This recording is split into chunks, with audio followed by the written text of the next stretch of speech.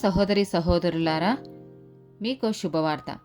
2025 సంవత్సరంలో మొత్తం 365 అంశాలను మీతో పంచుకోబోతున్నాము.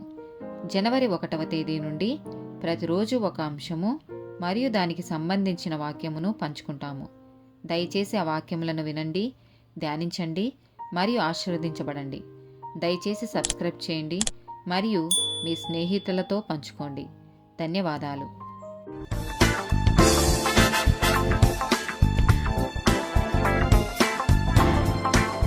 182nd డే టాపిక్ అజ్ఞానం. సామెతల గ్రంథము 19వ అధ్యాయము 2వ వచనము.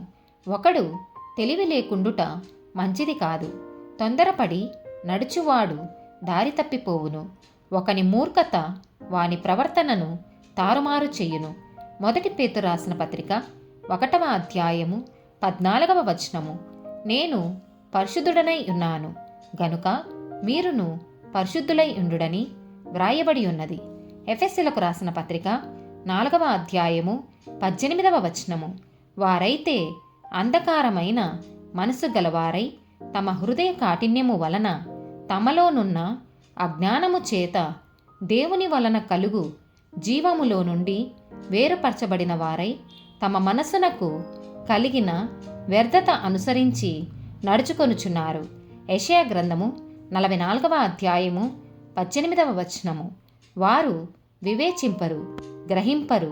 చూడకుండునట్లు వారి కనులు కప్పబడెను, గ్రహింపకుండునట్లు వారి హృదయములు మూయబడెను. అపోస్తుల కార్యములు 17వ అధ్యాయము 30వ వచనము. ఆ ఆజ్ఞాన కాలములను దేవుడు చూచి చూడనట్టుగా ఉండెను. ఇప్పుడైతే అంతటను అందరును మారుమనసు పొందవలెనని మనుషులకు ఆజ్ఞాపించుచున్నాడు.